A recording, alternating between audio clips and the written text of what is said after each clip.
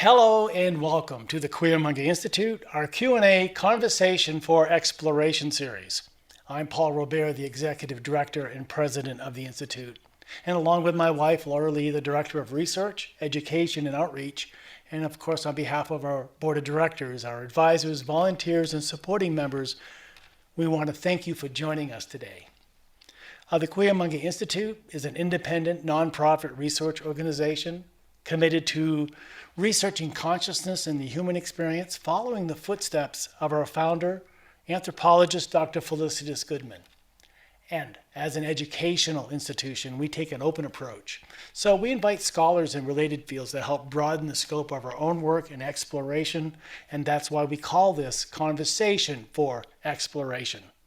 And on these weekly Sunday discussions, full spectrum of topics from neuroscience and anthropology, archaeology, archaeoastronomy, ecology, philosophy, mythology, shamanism, ritual, the hero's journey, the roots of theater.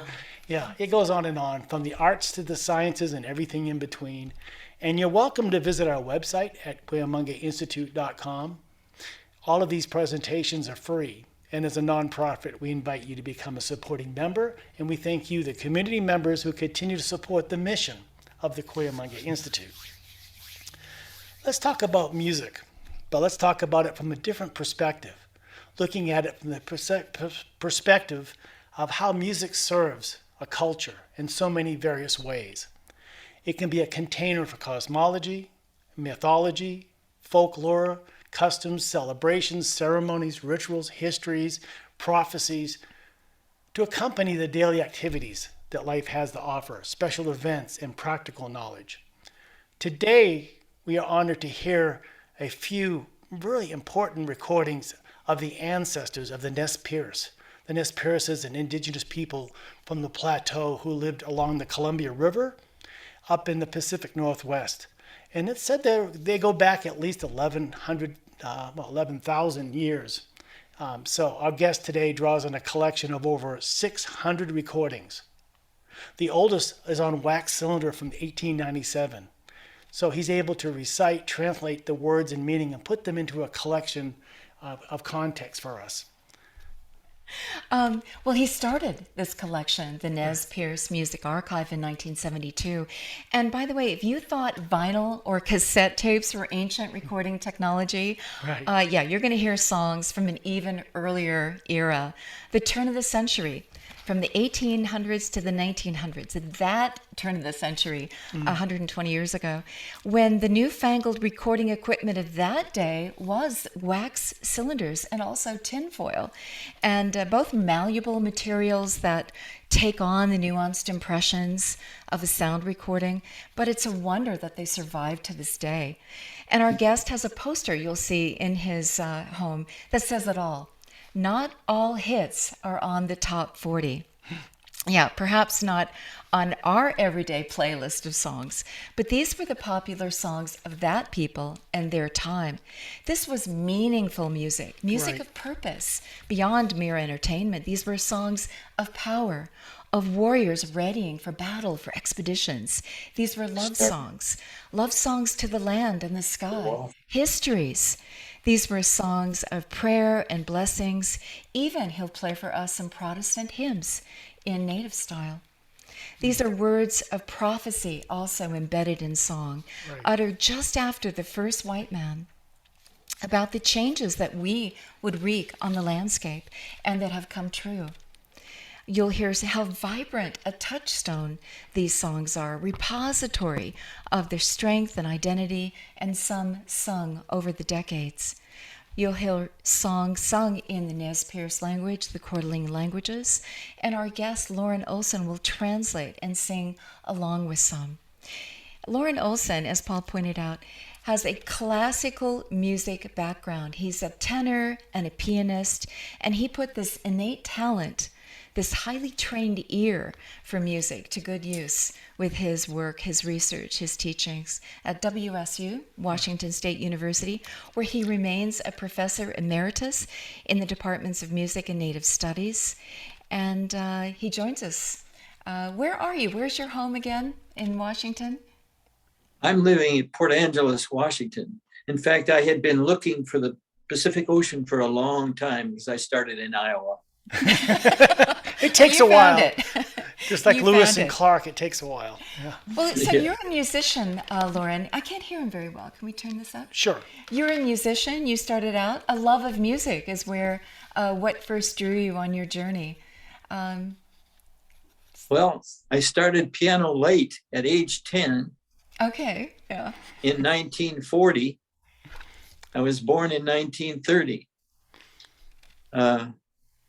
I didn't know I had such a fantastic piano teacher, but that first teacher, I found out later, used to go to New York City and Carnegie Hall every summer to keep up with what was happening.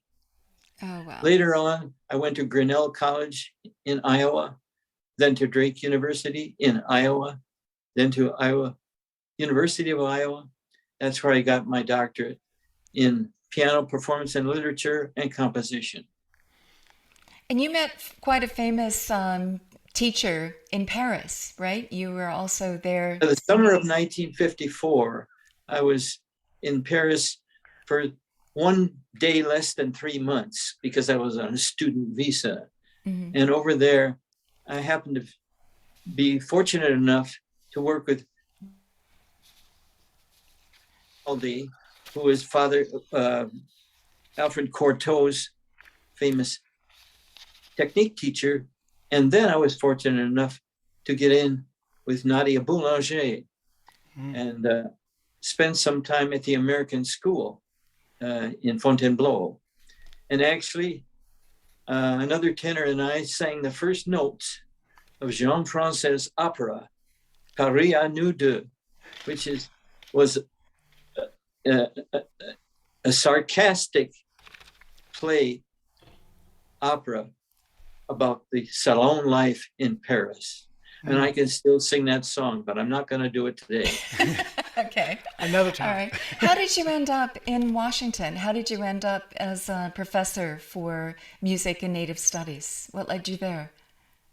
I lived in Washington. I lived in Iowa. In Washington, that became my fourth job, actually fifth.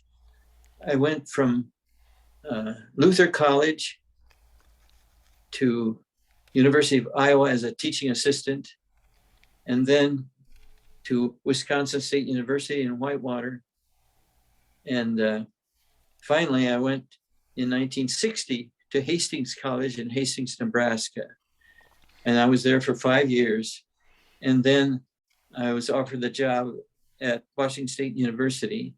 And having been looking for the Pacific Ocean all this time, I thought I better take it because that was pretty close. Yeah. So I came to WSU in 1965. How did you start? What was the impetus to start in 1972, the Nez Perce Music Archive? How did that come about? It was accidental. Like most things are, yeah. Yes, my family and I were very in need of a house. And in Pullman, Washington, I met a man who was trying to sell his house. His name was William Elmendorf. William Elmendorf, I had no idea, was one of the great field workers in anthropology all over the Northwest. But I only had a 1 hour conversation with this man. He was going to sell his house and go to Wisconsin, University of Wisconsin in anthropology and sociology. And he said in this 1 hour conversation, "Loran, you're a musician." "Yes." "Would you be interested in hearing the music, Indian music on 5 reel-to-reel tapes I could lend to you?" And I said, "I know nothing about Indians. I've never even been on a reservation, but sure, I'll listen." That was in 1965. I didn't listen right away because I was trying to survive academically, composing and teaching and playing recitals and stuff.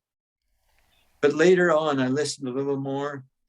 And then in the 1970s, I began to realize this is music right from this very land. This is exciting. So that was the start. What did you do? You now have 600 recordings in this archive. How did it begin? Did you go to the university and say? I started with Bill Elmendorf's 5 reel-to-reel tapes. Mhm. And you may remember that in those days, there began the Kent State riots. And all over the country, colleges and universities were seething. Vietnam War, minorities. Washington State University responded to these things. And at WSU, they started Black studies, Chicano studies, women's studies, Native American studies. And I had a strong helper in the person of Jonetta Cole, Black sociology student, who eventually went up the ladder when she left WSU and served as the president of Spelman College out east at one point. She helped me. She put me in contact with Melville Herskovitz and the myth of the Negro past. And out of that grew our course in Black American music. It lasted for 10 years. Our Chicano drum ensemble, Chicano music, was taught by an undergraduate. And Ron Half Moon, and in this picture, this is the picture you used. With you. Ron Half Moon and Annie McCormick and I had a little meeting and said, we need to have a Native American music course. And we did. That's the beginning of this. And then Ron talked to me and he said, my uncle, Sol Webb, down in Pendleton, in Thorn Hollow, Oregon, along the Umatilla River, he would love to share his songs with you. He has prophecy songs and he does not want them lost. Mm-hmm. So I went down at Sol's request, got to meet him, and I learned that his grandfather had heard prophecy songs long ago. I'll show you Sol Webb's 2 grandfathers. Mm. The one on the right is Humpakatemna, grizzly bear with 5 hearts, or otherwise known as Half Moon. And this one here is Weptestamana, eagle feathers descending in a row. Weptestamana was his paternal grandfather. And Weptestamana heard songs when he was a little boy. The songs in approximately 1820. Yeah. In approximately 1820, he heard the songs of a prophet by the name of Tawas White, horns tilted. Tawas White was singing these prophecy songs because his spirit was warning him that things were going to change. And that's how this whole thing got started. Elmendorf's tapes and this experience in putting together a Native Music of North America course. That course began in 1972, and it is still going today under the watchful work of Melissa Parkhurst, who now is teaching there and who has her doctorate in ethno from University of Wisconsin. That's a long story, but that's about it. And we're going to hear some of the prophecies. You'll play some of those very songs for us and translate them, and they're predictive. We're talking about the time of Lewis and Clark. We're talking about the very first journeys of Europeans coming across the country, these stories were there and they had visions, and this is going to be exciting to hear. Yeah, what the prophecies told. Some of the oldest recordings come from 1897 on these wax cylinders. How did that Yeah. come to be? And how did they even survive to this day? Wax is so soft, right? I'd like to you said- answer that a little later because Sure. I'm concerned that this recording, which is ready, is going to go black. Let's So go I to would do like that. to play that and then answer your question, if I may do that. Sure. What are we going to hear exactly? We're going to hear the first prophecy song in the booklet of Nez Perce Songs of Historical Significance. And these are prophecy songs from Tawas White, whom I referred to. Sorry. Number 14. Side A. Can you hear me? Songs by Saul Webb, recorded during the period September 21st, 1970 through August 12th, 1972, at his home near Pendleton, Oregon. The first 9 songs have been published under the title Nez Perce Songs of Historical Significance.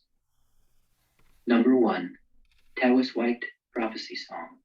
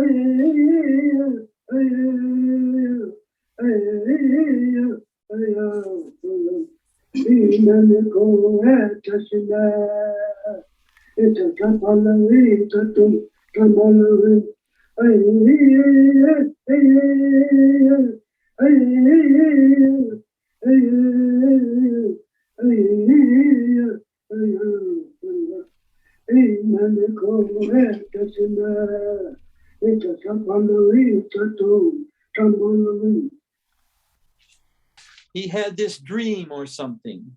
His name was Tawas White, and he used to sing that song. Young girls used to dance around him, and that's what he used to tell them.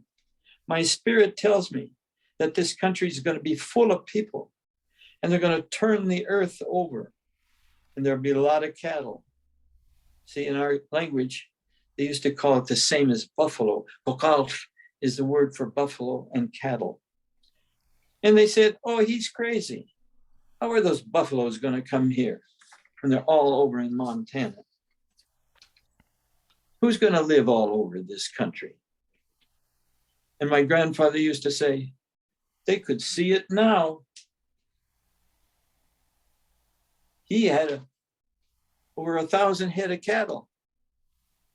I want to show you a picture of the changes. This is an 1897 picture of a certain area on the reservation. And in 1971, I crawled up the hill to take the same picture to show the changes that had come to the land, where it was plowed up and covered with cattle, and the Mother Earth's bosom was disturbed. Many of these prophecy songs spoke of the ripping open of the Mother Earth's bosom where life lies hidden. Other prophets sang about all people and animals, creation as existing to be overthrown and destroyed. Buffaloes exterminated, elk and deer fenced, confined, eagles caged from flying, Indians confined to narrow bodies of land, liberty and happiness broken and shortened. The second song is coming up. And these songs were notated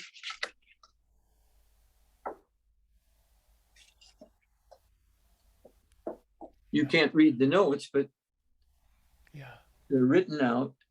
And this is called the Lashing Prophecy Song. And Loran, if you could sing along a little bit so we can hear the cadence in the. I'll do that. I'll Okay, do thank that. you. And people are already asking if this is available. Yes. We'll talk There- about that later. Yeah, Yeah. we'll let you know at the end. Song number 2, Lashing Prophecy Song.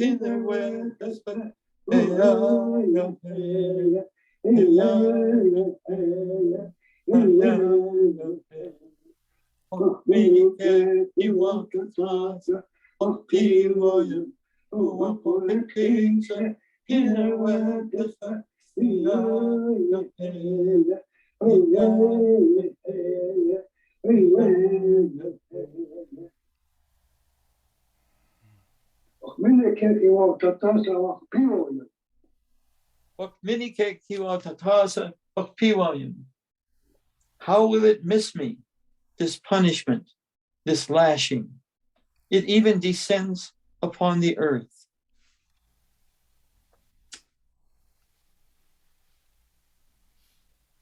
I'm going to move forward to the next set. But a lashing is a beating. A lashing is A beating, yes. And the earth was going to get beaten too. Yeah. Rather than move ahead, I'm just going to sing the last 2 prophecy songs that I'm featuring here. And first I'll sing the song of the great chief. This is from Sol Webb and from the prophet Tavis White. O tzvayat hu yetzem miohata, hiya hu yetzem miohata, hiya hiya hiya hiya hiya hiya. Hiya, hiya, hiya, hiya, hiya, hiya, hiya, hiya, hiya, hiya, hiya, hiya, hiya, hiya, hiya, hiya. Kosvaya hiya, sema, miohata, hiya, hiya, sema, miohata, hiya, hiya, hiya, hiya, hiya. Kotzvayat Hiyatzem Miochat, Kia Huyaxem Miochatim. From far away, the great chief is coming, and he's watching us. The last song of this bunch I'm going to sing is the Elders' Prophecy Song. The text is Waktitakasna Pesukalihineka. Titakas is the elders. Pesukalihineka is being pushed around. Our elders are going to be pushed around. This picture shows the 1893 allotment period. And that's a time when the elders got pushed around. What the takasna, what the tu, what the sukalihinike, hey ya, hey ya, hey ya. Hey ya, hey ya, hey ya, hey ya, hey ya, hey ya, hey ya, hey ya, hey ya, hey ya, hey ya, hey ya, hey ya, hey ya, hey ya. Och die Tagesnähe, och det stora linike, hey ya, hey ya, hey ya. The elders are going to be pushed around. Many other prophets sang these songs, these types of songs. I want to read you a text that touches my heart.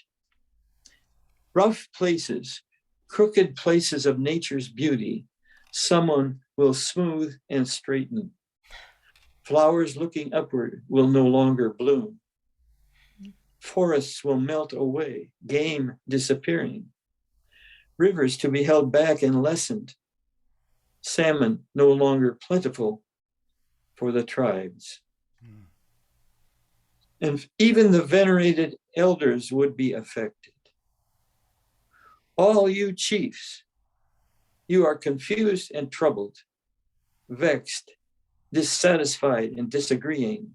You find no resting place. So that bunch of prophecy songs precede hymnody and the missionaries and the Jesuits who came later. Wow. Yeah. Because they called it, didn't they? And Perfectly. these prophecy songs come from what time period? The ones we just heard? Among the Nez Perces, these are the earliest ones we have that actually exist. But all over the plateau, prophets were carrying forth a long time. Among the Coeur d'Alene, Shining Shirt, over 100 years before this. Oh my. Prior to Lewis and Clark's 1805 expedition and the return in 1806. Wow. That was the time that the prophecies began to become true. Wow. Even though the Nez Perces welcomed Lewis and Clark, and even though they helped them on their journey down the Columbia River, even letting them use their canoes, the Nez Perces guarded their horses, and although one horse disappeared, the Nez Perces gave it back to them, gave another one when Lewis and Clark were heading back east. So these prophecy songs anticipated many things that were about to happen on the Columbia Plateau. Well, and all over the country. Yeah. All over the continent. Yeah. Yeah. Just on Wow. a personal Wow. note, just those of us have had that experience of being on the Columbia and looking at the mouth to the Pacific Ocean, at the place where the Lewis and Clark expedition ended, and then seeing the stories they have museums talking about Lewis and Clark, but ultimately, if you listen and pay attention, their stories is about the native peoples. Lewis and Clark arrived and they saw stacks of dried fish. They saw incredibly sophisticated communities. They saw ladies in the canoes going back and forth between what we consider Oregon and Washington. They could traverse A treacherous river, which the Lewis and Clark expedition had a very difficult time. They couldn't figure out how to do it, and the ladies would show them how to where their boats were geared for exactly. that. So Yeah. it's Wow. That one's in. Yeah. So. I'm not in my studio with all the fancy electric equipment. I'm here on my dining room table with a fantastic helper, just trying to put this show together. So we ask for a little bit of course. space. One other thing I like to deal with is persistence in the Nez Perce songs. I'd like to talk about this publication, which is now out of print. It's called Kilauea, or Kililu. Kililu is buffalo rawhide blanket. And Kilauea is hitting the blanket. Wauya is hitting. So it's a Kilauea in one dialect and Kilauea in another dialect. This is the all-night farewell song to the warriors. And I'm going to play you an 1897 version and then a few versions of this song, a specific song of that genre in the 1970s. So we're going to hear the same song played over 7 decades. Persistent. Yeah.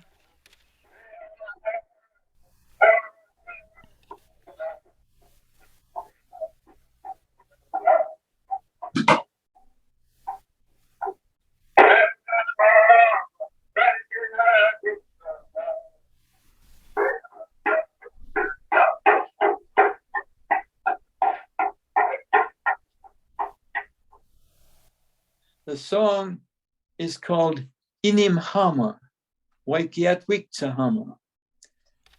My man is going off to battle. My man is leaving. That was sung in 1897, a recording made by Alice Fletcher, who had been the allotting agent for the government, and got to know Chief Joseph and the people, the person who was singing this, one of his relatives. She recorded them at her home in Washington, D.C. in 1897 and in 1900, 2 different times.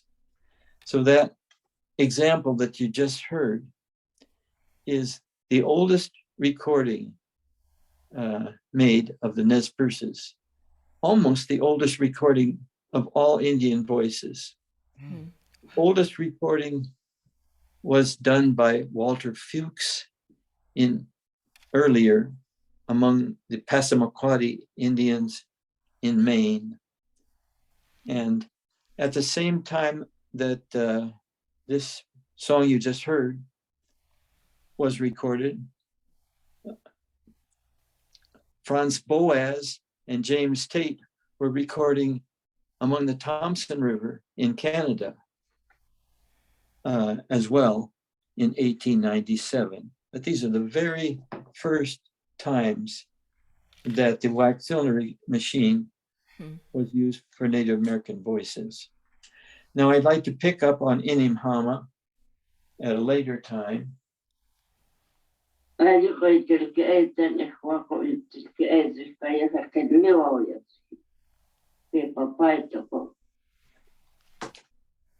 This is a version of Inim Hama by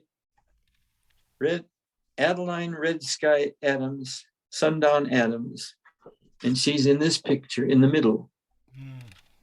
Later, you'll hear the voice of her son, Larry Parker, here. And these folks are in Montana. This is Pat Adams, his half-brother.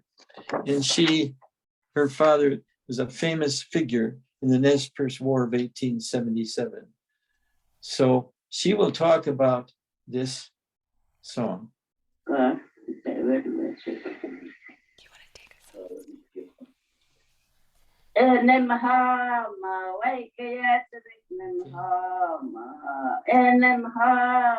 Can you hear that? Yes.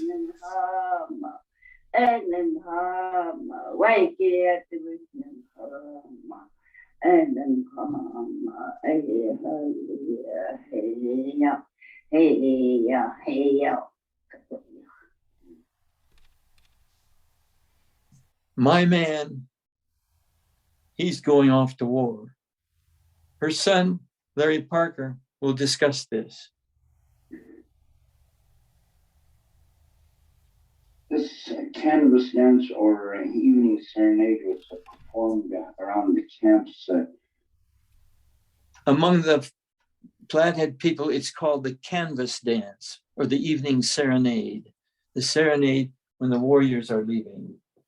Prior to the departure of the warriors to meet the enemy in the battlefield. Now the women would Can you hear that okay? gather around holding a large rawhide, and they pound on this rawhide with little sticks. Do you need me to repeat that after him? That'd be good. Go ahead. Yes. The women would pound on the rawhide with little sticks. and keep in time with the songs.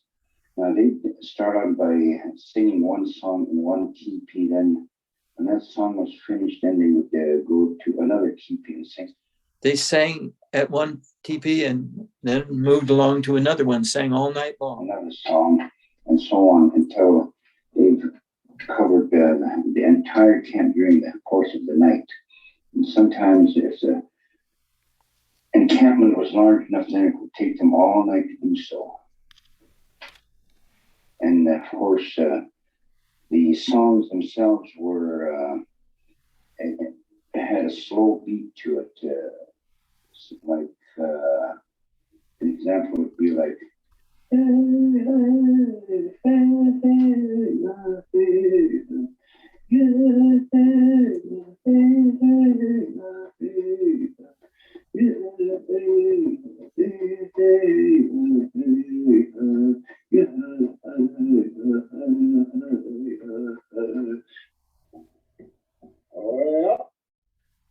Now those war expeditions are over now, and the song has become part of the repertoire for war dancing, and the rawhide is now hand drum.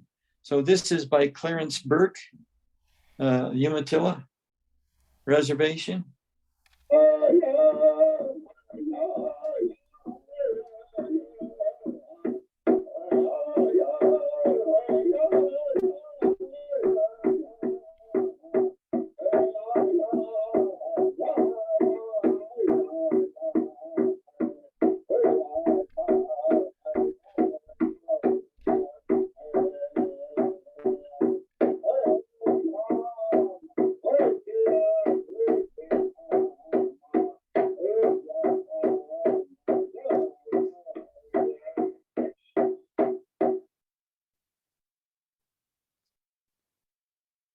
Here's now another one that I'll tell you some. This is Elizabeth Wilson, and she's going to talk about this same type of song. Think about this.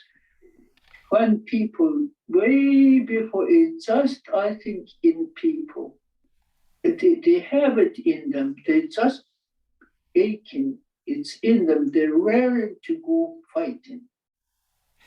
Till AIDS, always. Now here, before they had horses, they go afoot, pack their little lunches, roots, camas, cows, and everything. They had it all ready. Now they used to hold farewell parties for the warriors. Are you able to hear that? Yes. You could translate it, though. That would be good. Give us this. Yeah, go ahead. Repeat. Yeah. We're going to hold farewell parties for the warriors. Now the crier would go around. The crier. We want to have farewell party. He would announce, we're going to have a kiloa, and so the people would come out. And this was a special type of song because the women were always expected to be participate in it. Believe in early in the morning, and everybody came. They had great big rawhide, and they had sticks to pound it. And they sing all night. They had songs, different songs they changed to. But toward morning, they had one that the last one, and they departed. Toward morning, the last song was sung, and then they departed. And all that time, their wives would be hanging back of them, just sorry mourning for their leaving and their sweethearts. Now, this is the last song they'd sing just as they were parting to go.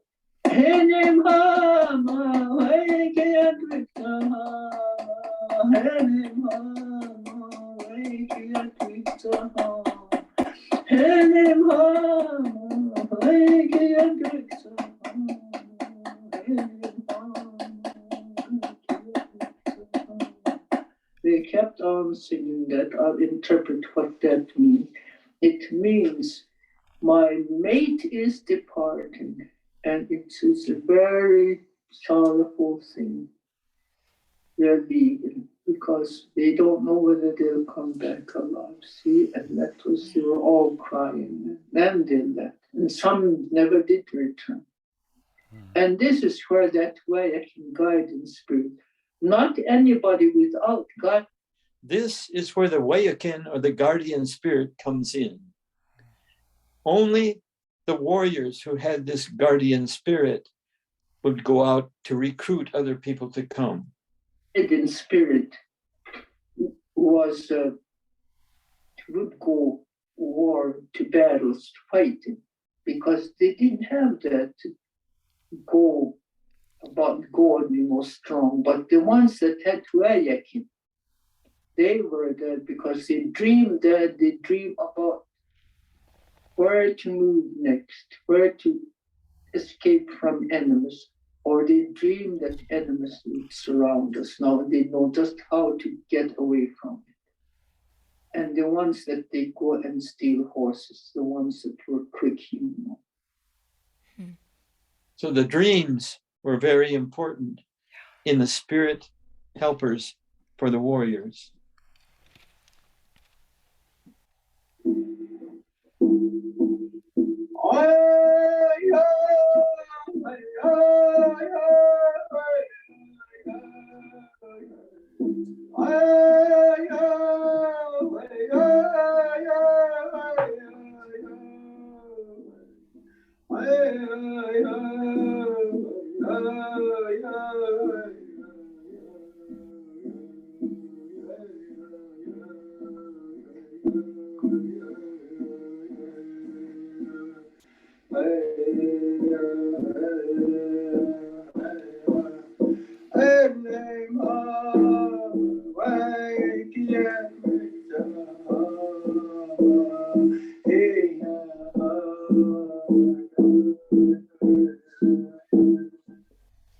That's by Ed Nampuya in January of 1972.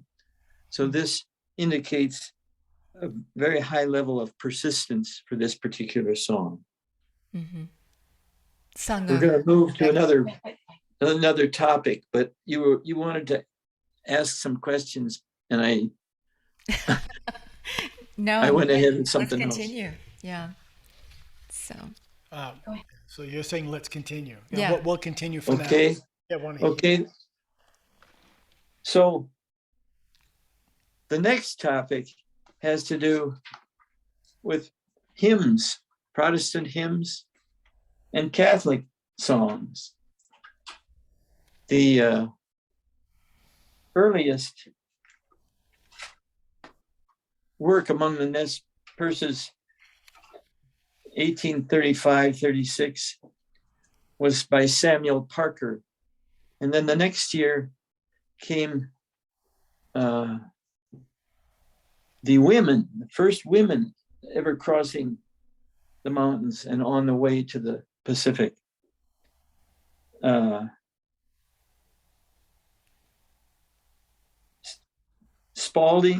Henry Spalding and Eliza Spalding, and Marcus Whitman and Narcissa Whitman made that arduous trip west. And interestingly, Narcissa had a wonderful voice. And the first winter that these mission people spent, the women were taken down to the mouth of the Columbia River because the dwellings were not built yet in the Lapway area. And Factor John McLaughlin asked Narcissa to teach songs to the Chinook children, the children that he had there and many others had. So that was the first exposure of Protestant hymnody to these Indians on the coast. I'd like to play for you some recordings of Jesus Loved Me, sung by Indian children. This is Jesus Loves Me in Nez Perce.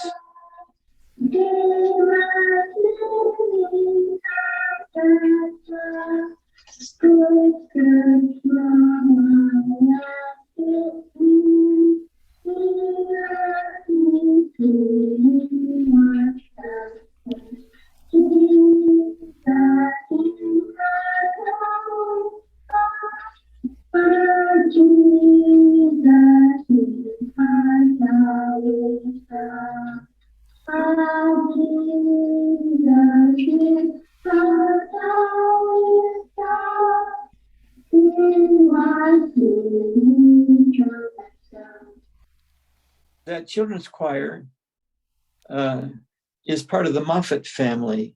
And in 1947, this recording with those kids on it and the next two songs was done in Los Angeles. So the family apparently went to Los Angeles and was recorded, and they released these songs. The next one is When the Roll is Called Up Yonder in the Nez Perce language. Hymn number 4. When the Roll is Called Up Yonder. This is number 65 in Nimiputimki Wanit.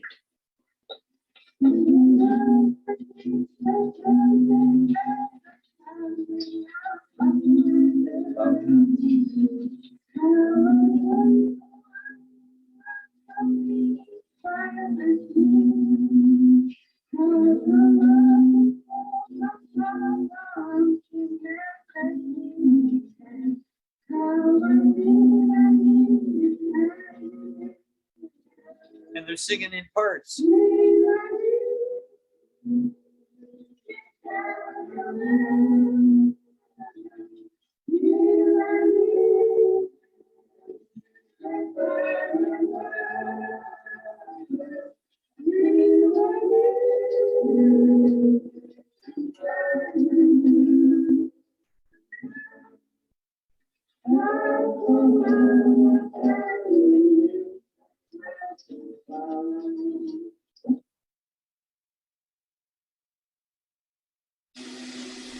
Sung by Reverend Harry Moffat. This is number 31 in Nimiputimki Wanit.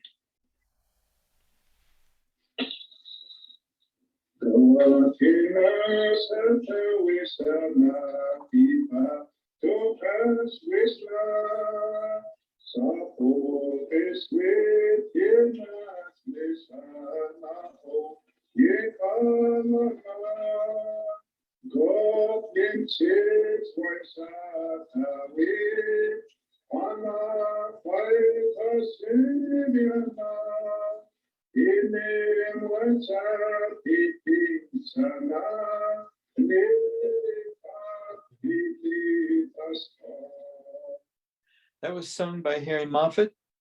And so that's just a little bit indicating songs from a massive bunch of hymn books. Yeah. The Spalding hymn book in 1842, the Ainsley hymn book in 1876, 1897, 1909, 1939, 1945, and the last hymn book is 1967, 212 hymns. Now, I forgot to mention that these were recorded, the hymn books began on the first one, recordings by Henry Spalding. But that was on a press that was imported from Hawaii. They hauled a massive iron press from Hawaii. In 1839, it came over to the mouth of the Columbia River on boats. They moved the press up to Walla Walla. And then it came on muleback over the hills. And actually, it came over to the same location that other map I had shown you where Tawaswipe was singing. The press came over there. and they started printing those hymn books. That's not the only thing they printed. They printed on this press a book of laws that they had no power to do. Who was the But they did it who anyway. was doing the printing? Yeah. So that was the beginning of the laws pushing the people around. Yeah. Who was doing the printing? The church, the school, who was? This was Spalding, the Presbyterian missionary, I see. Oh. I see. Oh, so with so some they thought with they some could help just with the lay people. down. Some people came from Hawaii with the press. The Halls came from Hawaii to help them do it. Because the missionaries were in Hawaii early, yeah. So, okay. So I'm ready to do the last part, which Sure. deals with music that would be found both in the coast and the plateau. But if you have questions now that you wanted to go into, we can do it Let's now. do the last bit, and then we'll ask questions after, and people can join. Okay. In this newly published Spirit of the First People, I'm going to pick some songs that were used both on the coast and the plateau. And this publication is by University of Washington Press. Do you want to hold it up? Spirit of the First People. Yeah, that's better. Spirit of the First People, Native American music, traditions in the state of Washington. And it has an envelope in the back with the CD in it. And this is the one publication that has music in it that I can say is readily available now. The first song we're going to hear is Bruce Miller's singing the Chinook jargon, the Changer song. Changer. And that's the next piece. Are you ready?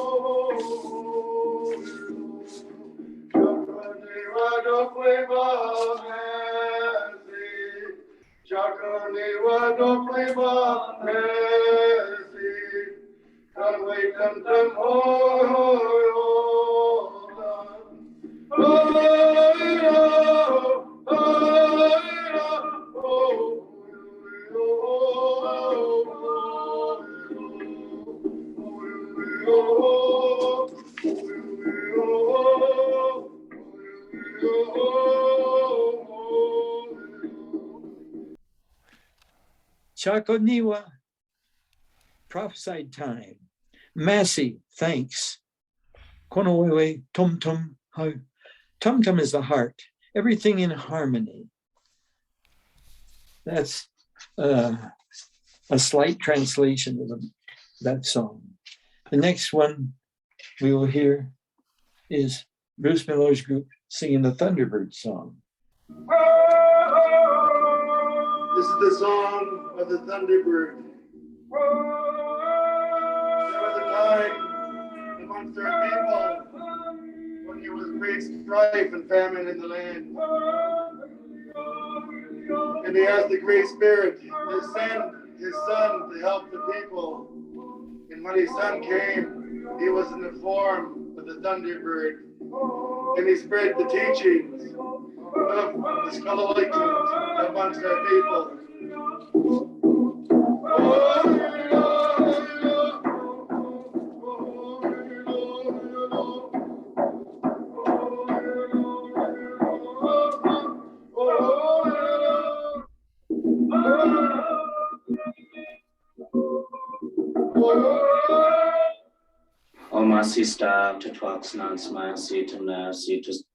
Third song is by Johnny Moses, and he's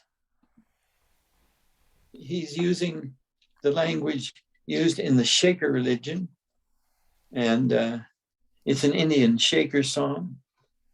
It uses the words Omasi, giving thanks, let it be, toward the name of the Father and of the Son and the Holy Ghost.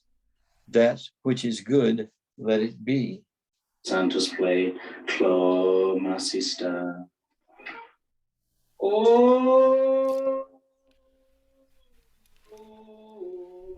oh,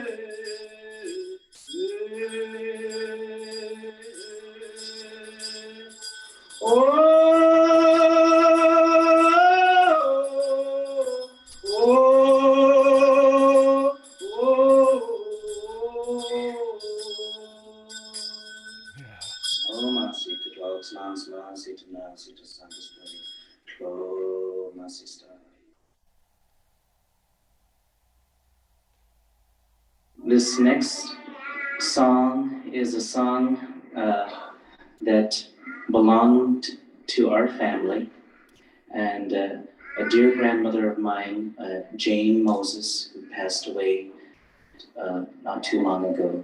She used to sing this song. It's a Snohomish song, and it's kind of a teasing song for the baby.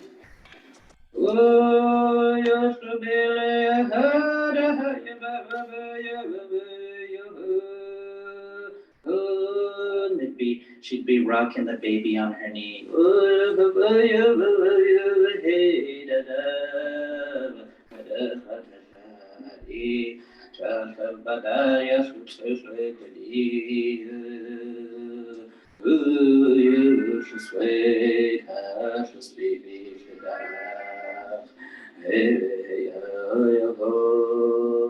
And she puts the baby down and she says, Tashada, Tashada. And that is all. Johnny Moses is a rare species. He's one of the memorizers.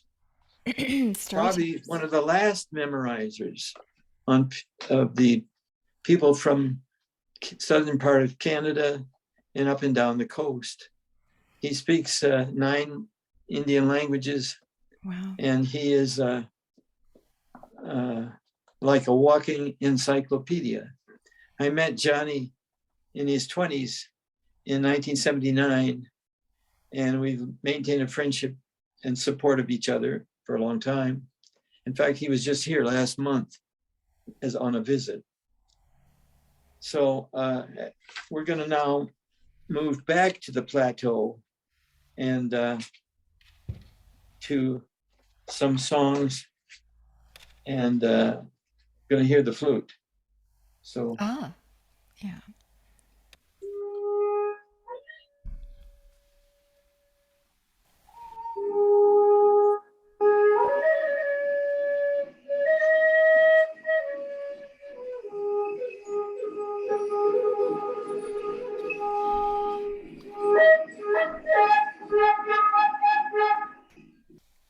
that was played by Clifford Cy John, Spokane, Coeur d'Alene. Mhm. This is a medallion made by Clifford's wife, Oh. and he gave that to me some years ago when he was giving a program at Wazoo. He and his brother Henry have been all over the Northwest in terms of giving programs and singing. In fact, Henry was one of the lead singers in the development of the salmon ceremony on the Tulalip Reservation. Henry was one of the main singers in that. Yeah. So now we'll hear the last thing. Okay. Is going to be a gambling game between the Cy John family and the Nomi family. This is called the stick game on the plateau, but it's called the bone game on the coast. So here's an example of a gambling game with two. This is a friendly competition, but anyway, with two different families.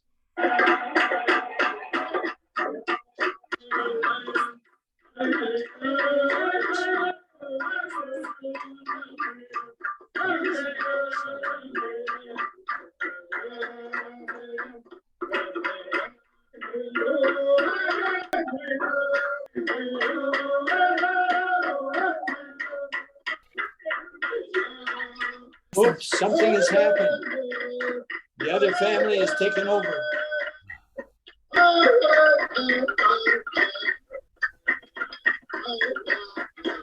Sounds like they're winning.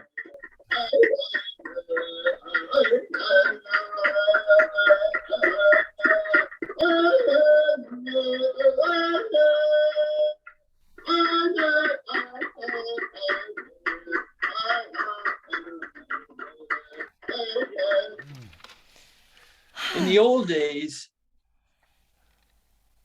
there were all kinds of things up for grabs in the gambling, even horses and even wives all over the Northwest. Okay, the last selection I'm going to play for you is the Shake Hands song from the Catholic tradition.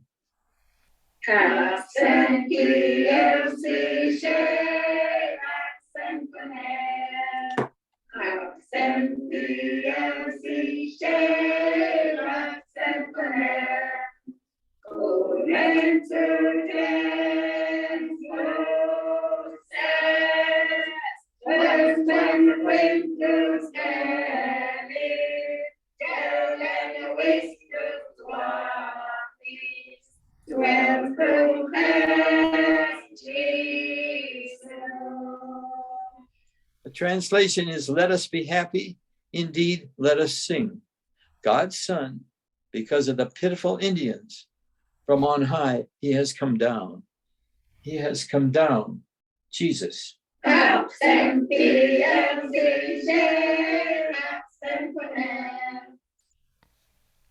All the people shake hands and make a row, and then the ones at the end of the row shake everybody else's hand.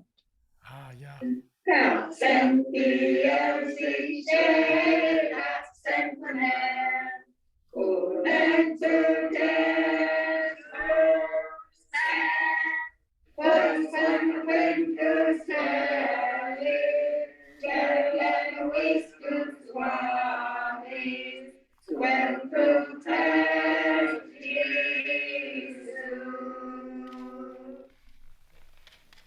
Again, that's in this book, Spirit of the First People, University of Washington Press, and it has the attached CD in the back, and this is available. So I wanted to put together a bunch of contrasting music that one might hear on the Columbia Plateau.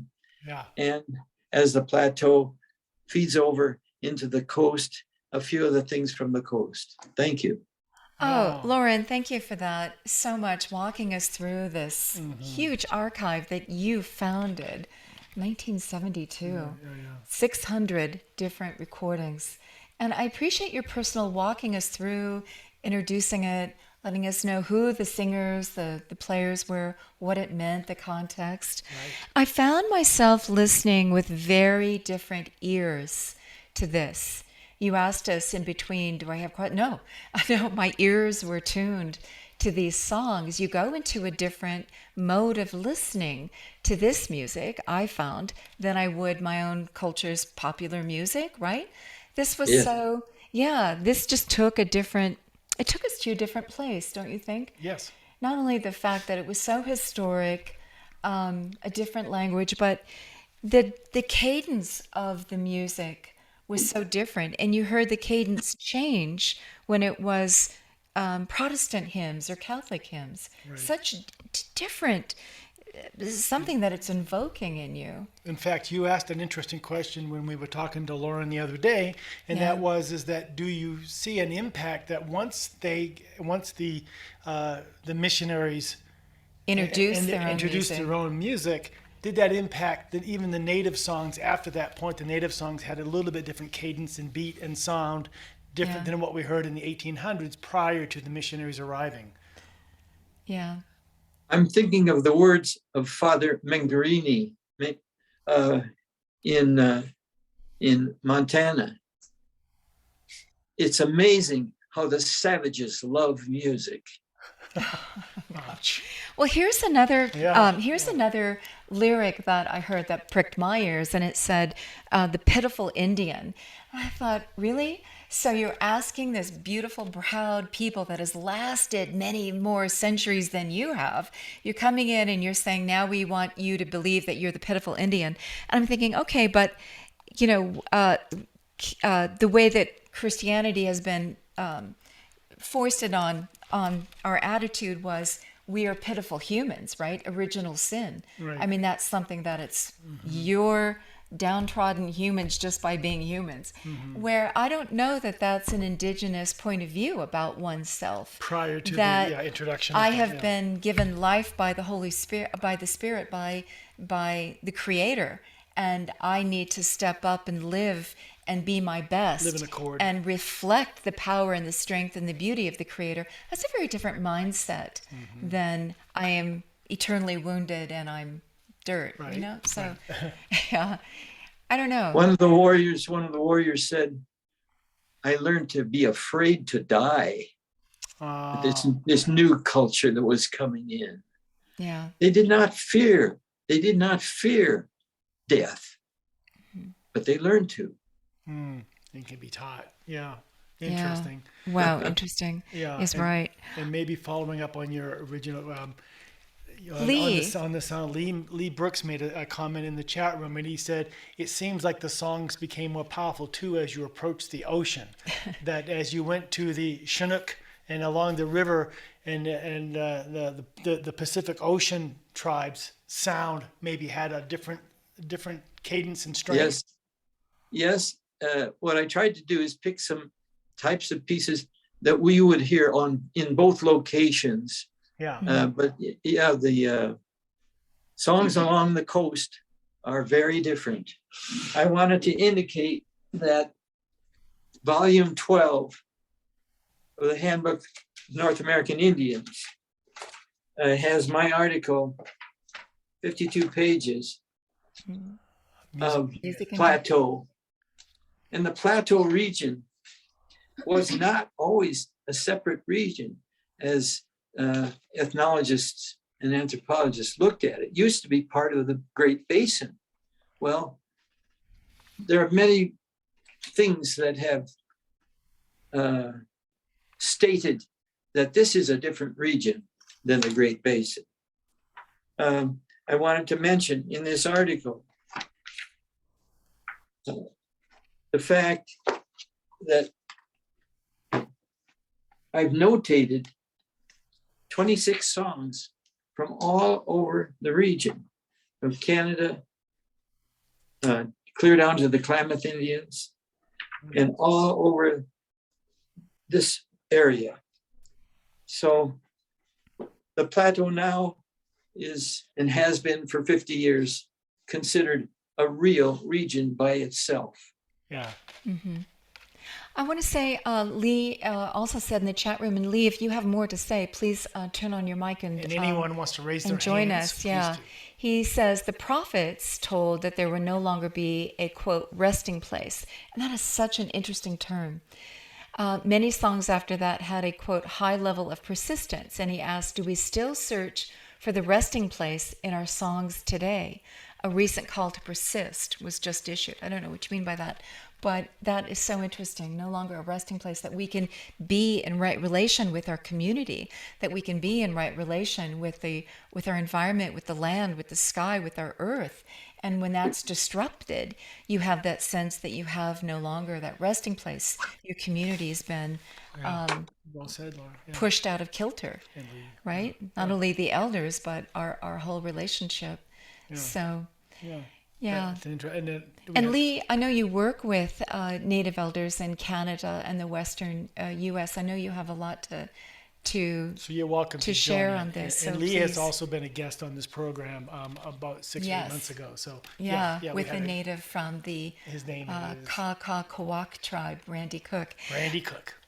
Carolyn says, what a privilege to be able to hear these recordings. Thank you so much for bringing it to us. Yes, Lauren, thank you. And Martha asks, is there a specific structure to the music and the songs? And thank you for all this and your explanations. So, raise your hands. I know Lauren wants to hear from you directly. And then Jack, at the beginning, Christine was asking, are the songs available? Some of them are, and some of them are not. Is that the case? That's the case, yes. The Nez Perce Music Archive now sits at Nez Perce National Historical Park in Spalding, Idaho, under Tabitha Erdy. And she had this collection all digitized 12 years ago. Wow. But it is much bigger than what you said, 600. It is 350 hours of music and supporting materials is the Nez Perce Music Archive. Wow. And it's right there, sitting at the very place that the Spalding Press was, right there. sitting that same place where the arrow was when I was showing you where Tawas White was singing. Mm-hmm. This whole collection is sitting right there in the national park. Wow. I want to talk about 2 new books. Okay. Available at the Oregon State University Press. Okay. And this first one deals with songs of power and prayer in the Columbia Plateau. It's by Chad Hamill. Now, Chad is a neighbor to you. He's doing all of the Native American stuff at Flagstaff, at Northern Arizona. Right. And you need to get him on your program. Okay. Yes. Chad Hamill. I'm going to tell him you sent him. The subtitle in this one is The Jesuit, the Medicine Man, and the Indian Hymn Singer, the 3 grandfathers. Oh, my. Okay. The other one I wanted to tell you about, it's about the same vintage, just off the press, is by the lady who's now running our Native American music course at Wazoo. You mentioned her. Melissa Parkhurst.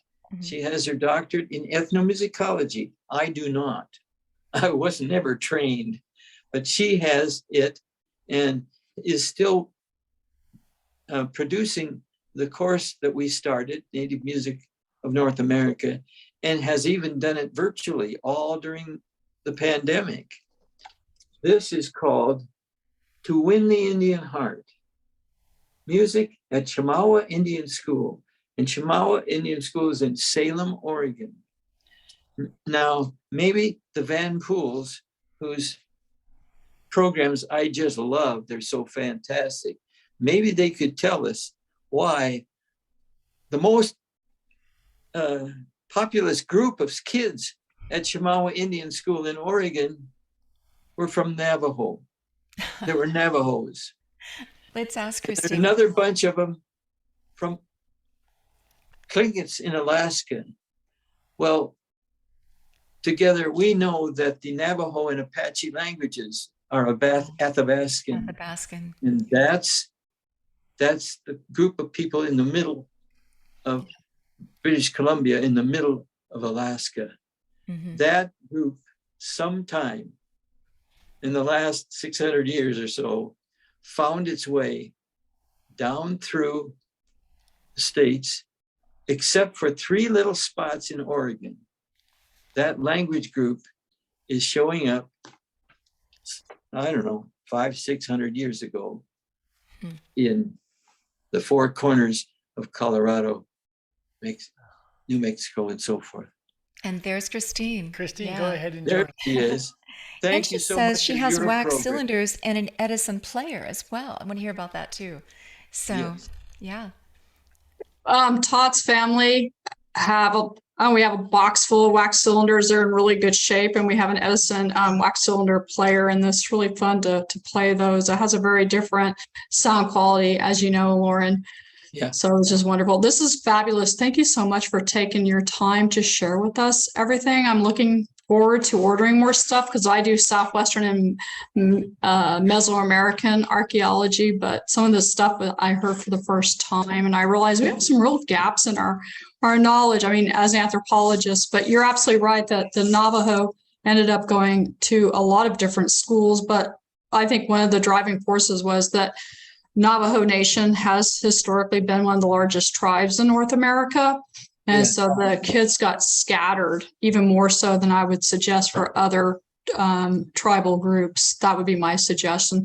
Some of them went to places like Carlisle and other places. But yeah, I think part of it's just the numbers game. And it was probably closer to move them out west than to move them back east, I suspect. It's a sad chapter in Native American history where the mandated schools under federal law. Can I ask a quick question since we've got your attention here? So the prophecy songs you sing are very interesting. Do they tend to kind of tie into origin stories? And so does it kind of create kind of a complete cycle where there are themes that are brought up in the origin stories that are part of the prophecy songs? Yes. In one word. Yeah, I love that. Yes, that's cool because it's always been interesting to me how so many of the origin stories have kind of some very strong themes within them, and I thought that I kind of heard some of those in those prophecy songs. So that was really neat. I was unaware of the prophecy songs as sort of I don't know, a structure in terms of this musical tradition. In many of the songs in the Nez Perce one, they have the word wach, W-A-X. Wach titakisna, wach pesuka lihiniki. I said to Sal Webb, what is wach? He said, it's just wach. What does it mean? It's just wach. I found out later it means shut up and listen. It means I have something to tell you, and you better be listening. So that song goes, they're going to take our elders and push them around. And that's where wach comes in. Nobody else had translated that word. And it was the word, this characteristic of saying, shut up, I have something to say. That shows up in a lot of cultures, I have I'm going to say something now. Mm-hmm. And it's important. It is important. And Mexican telenovelas will have very dramatic "dushame," meaning listen to me now. And you see that in some languages. And the Mexican telenovela is just absolutely overplayed. I mean, in a good way, play it. But yeah, I think that's important that sometimes, and especially I think if you're a prophet, that's part of your charge is to bring the new change. At least as anthropologists have talked about, prophets are about major cultural change. And often it's a challenge, right, for to have that major change. And they would need to really say, the Spirit says, and you need to listen. That's right. That's right. There's one other thing I wanted to talk about, and that is that this was not Edison's first recording machine. He had invented, 20 years earlier, he had invented a tinfoil recording machine. Okay. But it didn't play back more than one time. That'd be a And problem. believe it or not, this element shows up in this wonderful book by Diane Pearson, The Nez Perces in the Indian Territory. Because Chief Joseph and his people, who had been defeated in the War of 1877, with 200 of them escaping to Canada, but the other 400 to 600 being taken south to Indian Territory, they ended up in Leavenworth, Kansas on this trip. Wow. And in Leavenworth, Kansas, this is documented by Diane Pearson. The next day, a feature article in the Leavenworth Times confirmed that the Nimi Poo had experienced the telephone and were the first American Indians to have recorded their voices. The visitors probably took strips of embossed tinfoil home with them as souvenirs, because the first Edison recordings were impressed on sheets of tinfoil that did not serve recording. This is 1877. That's amazing. That is really amazing. Todd was raised in Idaho, and so his mother was from Blackfoot, Idaho, and so he really enjoyed that part of the world, and it makes me long to go visit that part of the world again. Same. Yeah. I was like, you know that part? But anyway, just really interesting, because those are proud groups that, at least when we were up there in the 1990s, I mean, from an outsider's look, they looked like they were doing fairly well. Yes, yes. Well, let's give Edison a little more credit besides just the light bulb, because if he hadn't invented this, he and his colleagues and his Right. yeah, we wouldn't have these recordings. So tell us about the wax cylinders and how did they play, right? Because you want a medium and you want a needle to etch on it, right? Well, at least that's how vinyl works, right? How did these work? How fragile are they? How did they survive 100 and more years? How do you have to preserve them? Mostly made with bees.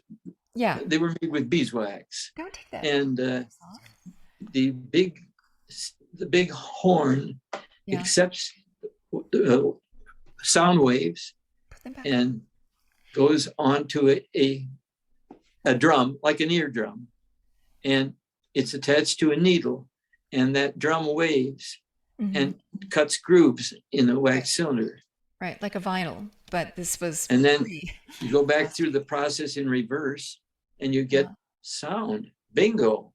We have one out to show one of our wax cylinders. Oh, wonderful. Yeah, I don't want to do too much touching, but yeah, so. Show them the picture of Edison there. Yeah, working on it. Sorry, getting.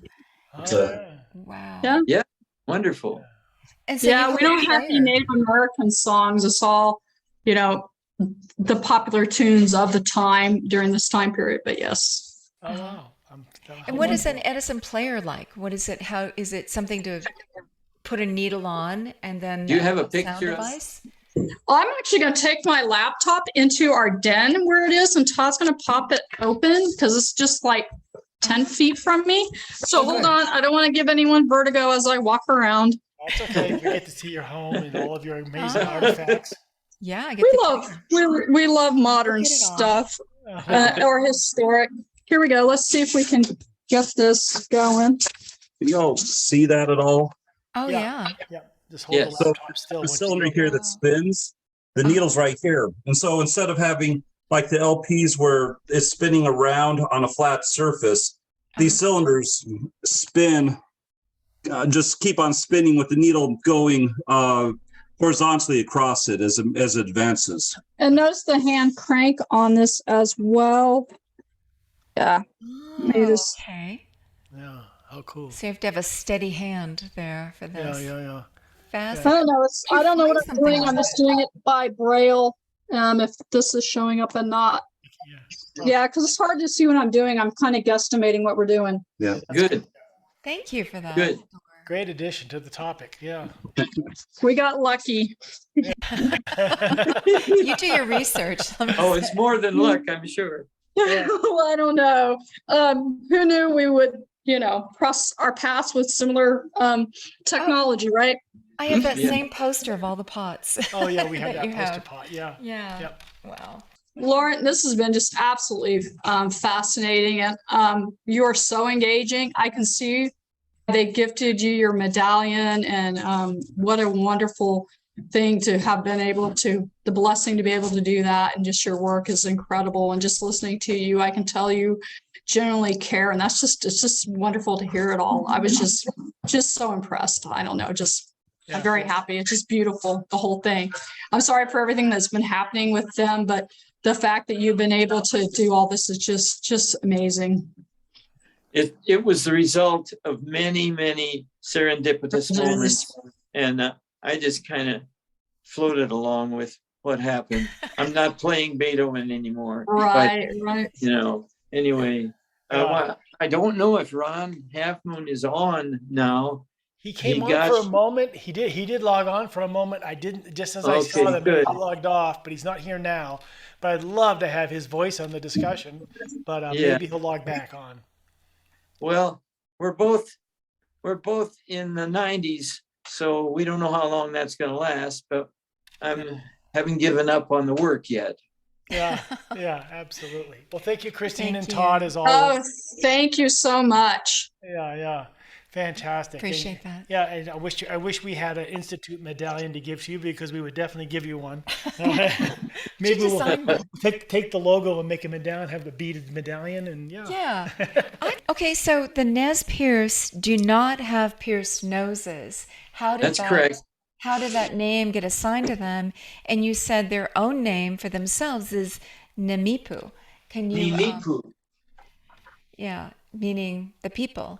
So many groups call themselves the people in their language. This is the painting that probably caused them to be called Nez Perces, because this was someone who was on the reservation visiting, and you see, he's got a pierced, he's got a bone inside of his nose.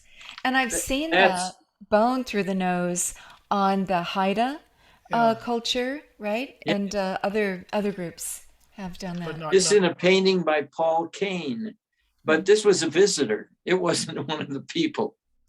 Typical of how so happens. That's a misnomer that stayed with them. Well, but the idea that go ahead. I was going to say the idea that we called them Indians from the very beginning is a misnomer. Exactly. That was Columbus looking for India. Yeah. So one thing is interesting is how much decoration you see on Native peoples, men and women. And I think it's sad for men in our society who don't get to really, dress up, right? Don't get to add talismans or symbols or colors or interesting artifacts. I appreciate that you wear a lot of jewelry, Paul. I appreciate that about you. But I want to say that in our culture, it's a different relationship with artifacts that we wear. And I remember going in Cortez, Washington with David and Sherry Night Eagle, bringing us over to their friend who was a bear shaman. You get the wrong state. Oh, I'm sorry. Colorado. Thank you, Colorado. And bringing us over to a bear shamaness that they knew. And this was on a Sunday.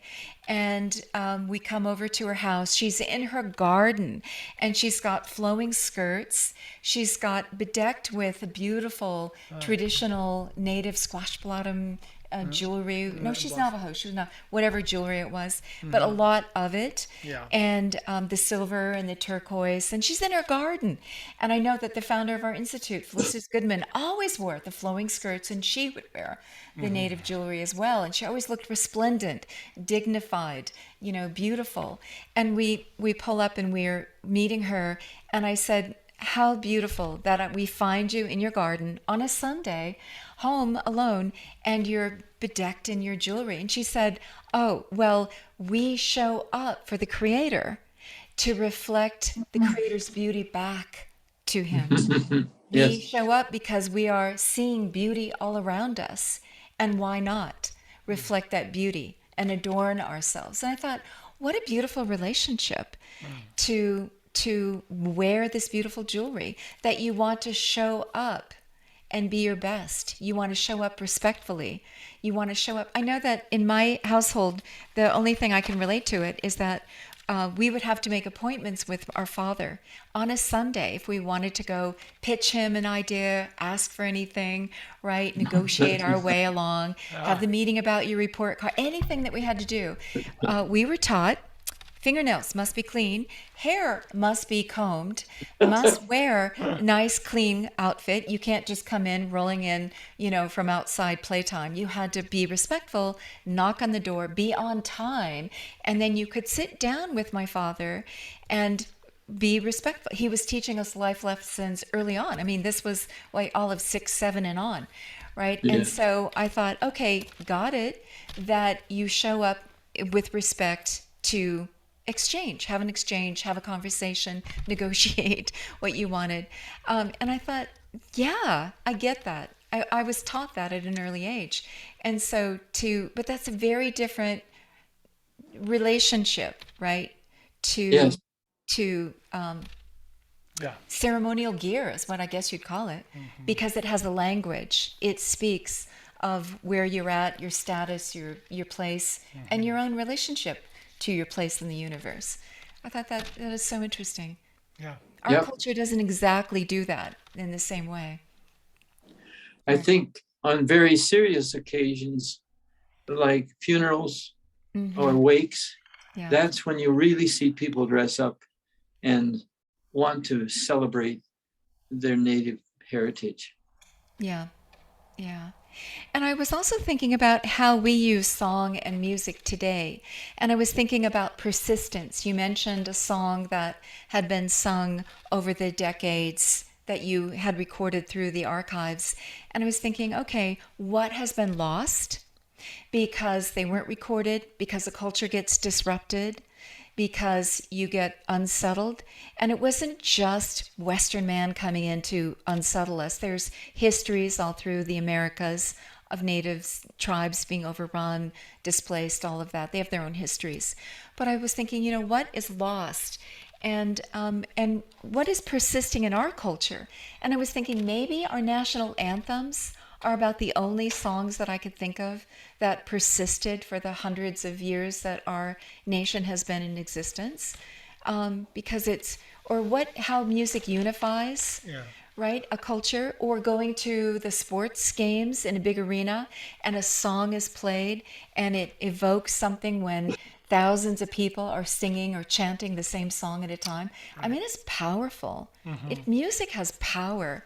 And maybe Lawson, Lawson, are you still here? Can you speak to that as well? Because I know that you just got 1-year degree, your BA in ethnomusicology, and this is something that you've studied. I know you would have a perspective on this, the power of music. Right. And I also appreciate you've listened, you mentioned, Loran, to Todd and Christine's talks with us and elsewhere. Yes. Lawson, too, has given us a couple of great Sunday talks. Hey, Lawson. Yes. Hey, I really enjoyed the talk. It was, and the music was really beautiful to listen to. So thank you for doing this. Thank you. As far as the power, as far as the power of music, it's just got so many different powers in my perspective, and it's used in so many different ways in so many different traditions. But when you were talking about the song that they sing all night before they go off to war, I kind of connected with that a little bit because I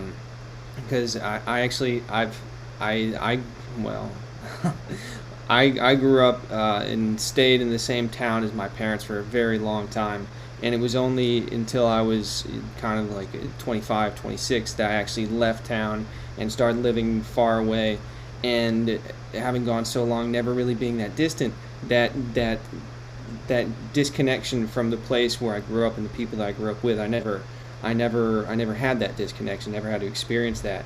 And I noticed that whenever I had to leave and come back to Phoenix, where I live now, from Dallas, where I grew up and where you can see behind me, that it felt like I was missing something. It was weird. And then I started to think about kind of like farewell celebrations that people used to have in rituals and traditions when somebody would go off to war or something like that. And I was never going off to war, but I got my parents one time when I left recently, a couple times ago, to give me a little fanfare, and they took out these little plastic swords and they made fake trumpet sounds with their mouths.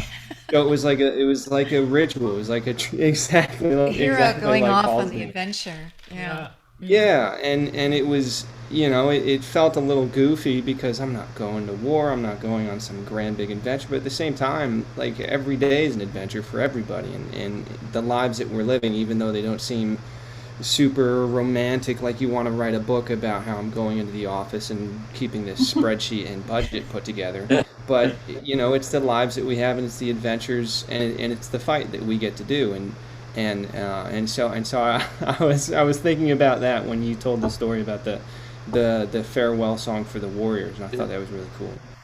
I think they serve the warriors, but they also serve the women who were sending their sweethearts off, right? Because, yeah, to be able to express that in a ritual way in song, it's like a passage, right? Yeah, it's the same thing for my parents. Like it was really hard for both sides of us, for them and for me, to say goodbye. And so for them to be able to give me that, and for me to be able to have that, it made it a celebration instead of kind of like a sad thing, I appreciate that's the the power of range music. too that you showed us, Loran, because even a lullaby, a song to soothe the baby that you had, Johnny Moses. Oh yeah. Yeah. Yeah. Played his song. Songs for all occasions. And we have songs for all occasions here. Song is, I think the planet sings as well. We've had a geologist play for us true rock music, really the tones that run through the earth herself and have tones and sing. And when you think about the whole biosphere is creating a symphony of life, right? If we could hear even a guitar at rest, the air coming over it, I've heard that. It's very, just the airwaves sounding the guitar strings. There's a sound involved in that. Maybe our ears aren't tuned to the widest spectrum to pick that up, but there's so much song going on for life. And what is this? It's just sound waves going through the atmosphere, going through the various mediums, through the earth, through the water, right? I mean, the earth is alive in song. So it's, of course, we would be reflecting that back, right? We would be picking it up. But I want to say that, we have in our family, we had a very famous musician, and he would talk about the 3 minutes of writing a pop song and how he had to deconstruct it to understand the structure of it and to write to it, and the catchphrase and the earworms that he talks about, and the riddle that my father running a radio station, you would think about the jingle and what advertisements would hook into your brain. I mean, that's a very different, different use of song than this native, for having it as a container for various Different purposes, intentions. emotionally, in that connection, and thought, I don't know. So music is Reminds powerful, me it can be of used in so many ways. of the various functions of music within the Native American tradition. Up along the Nass River, among the Tsimshians in the central British Columbia, I met a guy with a totem pole lying across the front of his yard, big totem pole, but it was broken down. And he had a song that went with it, and he sang it. And he says, and this song and this totem pole make it possible for us to fish in a certain spot on our river here. And that's our use of this totem pole and song that go together. In other words, in that situation, song was their fishing license. Ah, okay. That was their spot, and he had the proof. Wow. As far as art, music, persistence. Yeah. Regarding persistence, many of the songs that you heard the function gets changed later on as the society changes. And so the song will exist, but it isn't the same as it used to be. The tune is similar, the words are similar, but the process or the function it has is no longer, in the case of Kilauea, no longer setting to people to battle, but it's used in a celebration context. So just like myth, just like story, that. just like ritual and ceremony, it adapts to its purpose in the moment, right? And it's a lineage, right? It evolves. I noticed Richard Storch was on, and I know you had mentioned him, Loran. Can you introduce us to Richard? Are you willing to come on, Richard, and say hello? Because we'd love to meet you. We heard about you in some of the work that you've been doing, if that's okay. Yeah, give him a moment. And first of all, Larson, thank you always for your participation and your ongoing research. I mean, we know that sound has its effects at the foundation of this institute has been this research into the fact that we use sound. We use sound inductions, using sound as a means of entering into these broader alternate states of experience. And we see that, of course, in the native cultures as well. Where that's predominantly part of the music scene. It's not something just for entertainment. There's something happening. So, Oh, and I want to also hear from Dory. Dory's saying, the prophecy songs really moved me. They told the truth from the future. What if we were to develop our dream life, our intuitions to that level? We need those gifts, not just to predict disaster, but to learn how to sing into life a hopeful future for the earth. Oh, Dory, well said. Well said. I want to come back to Dory, but is Richard ready to say hello? Richard didn't turn on his mic or his camera, so I don't know if he's available to talk. He just says hi. Well, you're invited, Richard, so just know that. That's good. But Dory, I want to hear what Dory has more to say. He technologically not able, but we'll get to you, Richard. We know that experience. Because we want to hear your stories. Yeah. You wanted to add Dory from Dory, what a beautiful sentiment, indeed. Indeed. Well, there's the container. What are we putting into it? The heart, the root and the heart of those songs. And what does that mean to us today and to our world, which we are all, and so we know what's coming. How can we begin to use our psychic intuition to make it better? Thank you. Yeah. Thank you, Dory. I can see the emotion, in you. I want to also say that Dory's husband, Stephen, is quite the collector of art, native art and music. And Stephen, if you have anything to add here, he's got a collection over 3,500 songs from indigenous societies all over the world. Yeah. Good to see you, music Stephen. Lover, a fellow music lover. Yeah, just wanted to acknowledge you and your collection, Stephen. Love you, brother. Thank you. Good to see Speaking you both. of songs that persist, I want to say, in our culture, another song that has persisted, Happy Birthday. Oh, yeah. Everybody sings Happy Birthday around the world, and we have someone here whose birthday is just coming up. Oh. Would that be like next week? What day is your birthday? Loran. Mine? Yeah. Mine, October 7th. Okay, I'll be 92. Close enough. He'll be 92. Oh my 92. gosh. Should be the poster boy for aging gracefully. Before we sing happy birthday to you, I want to just say a couple of things. Number one is the clarity of your presentation.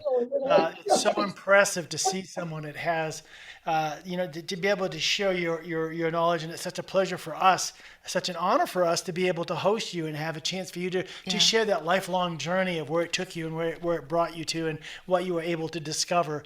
And that you had the dedication in your heart to go deeper and more profoundly beyond just the academia of what your job required. You wanted to do something significant. You wanted to contribute to something more powerful and meaningful, and you definitely have. And so we're very honored for your presence today. And Dr. Goodman started this institute after age 66 or something, and I always been impressed by the idea that our life can begin. It doesn't mean our life's work. What society tells us retirement age is. Forget retirement age. It doesn't exist. It's all in the mind. And so some of us Some of us do our greatest work from age 65 on. I'm hoping that's the case. Yeah. Well, look, pushing the elders around. Our society is very good at pushing the elders around, right? And just thinking that the youth are the only ones that are important. I'm sorry, but all these repositories of wisdom, of experience, of research, of perspective of life. Right. Oh, yeah, just as early cultures did to honor the elders because they, you were containers yourselves of so much wisdom and histories. Right. And in Western culture, we don't have that same respect for elders, but we do here today. Respecting you as an elder. Yeah. Thank you. I also want to say that, we appreciate those of you, and we've had so many on this interview forum who are helping to preserve the cultures, right? Who preserve the histories, who preserve the lineages, and then share them with us and make them accessible. And so all this decades, you and your colleagues who've preserved this body of knowledge, now growing to, 350 songs. And I'm sure that every tribe in the Americas would wish that there would be that kind of preservation and recording going on. Mm-hmm. So I wanted my last question, how many other tribes have had the benefit of this preservation of their stories, their mythologies, their music? This is one thing that Westerners can gift is the recordings, because we have technology. We have the technologies, we have the academics to do so. How many do you think? Is this a rare thing? No, there's a lot of persistence. A lot of persistence. Good. I'd like to talk about the function. The function changes. Let me talk about one Navajo pianist, Connor Chee, Connorchee. Connor Chee is playing his piano out in the boonies on his grandmother's reservation site and making songs about the horned toads and things like that. It's all on piano. If you go to Google and Google Connor Chee, you're gonna see the way the old music could come to life again in this modern day. And its function has changed, but the beauty is still there. We've seen so much of the art. You go to Santa Fe and you see native art reimagined with the same vernacular, the same colors, the same materials by modern artists, and it's so beautiful. You can see that in the North Coast, right? This revival, and I know Lee, who is here, is one of those curators and gallerists that helped to bring that to us all. But it's beautiful that the music as well, right? We hadn't really heard you're the first one to bring the music archives to us, so I want to explore that more. So thank you for that. And by the way, can you send Johnny Moses over here? We interviewed him in radio. Remember, he's well known in Seattle. Right. So it'd be nice to check in with him again and hear more of the stories, because you hear about how the Emeritus, you called him. You hear about centuries ago in Europe, the 1,000 Lies stanzas of poems were remembered, the sagas, and recited. And that is such another beautiful way, a container to a culture to live on, a culture to keep educating, a culture to keep revitalizing and renewing itself, is through the stories. So those are important as well, the stories and the mythologies. We know that song was very important to the people in Senegal when their children were taken away as slaves. Those songs of singing their names lasted for 8 generations and were still alive in Senegal in the present time. Yeah. Wow. And Lawson, you mentioned Phoenix. I just want to say one of the most extraordinary museums that we've seen of late was the Museum of Musical Instruments. That all cultures all over the world. I don't know. There's a culture. Thank you. Museum of the Museum Instrument Museum. No, the Musical Instrument Museum. Thank you. Whatever it is. MIM. Yeah, but I don't think they missed a culture.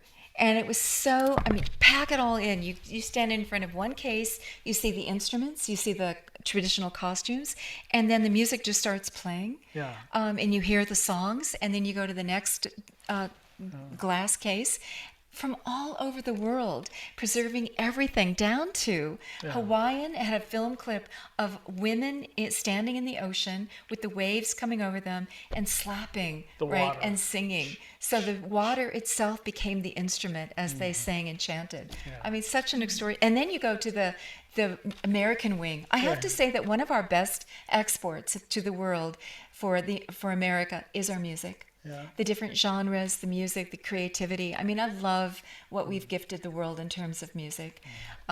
So I just want to say a whole wing on American music in every genre.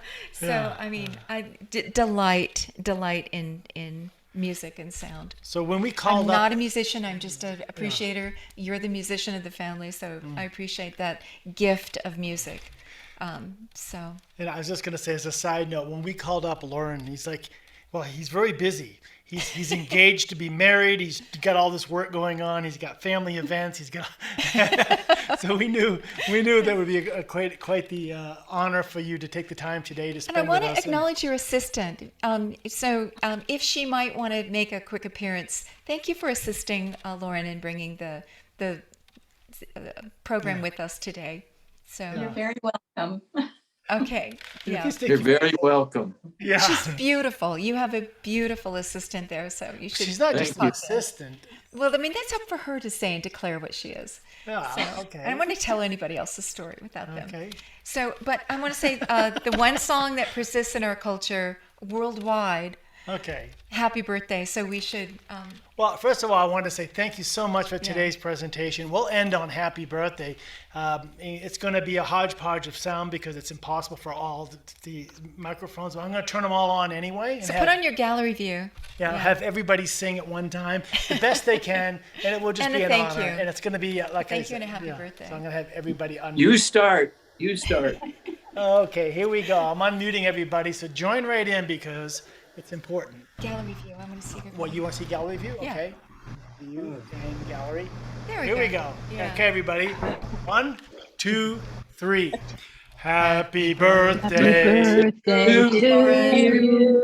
Happy birthday to you. Happy birthday, dear Loran. Happy birthday to you.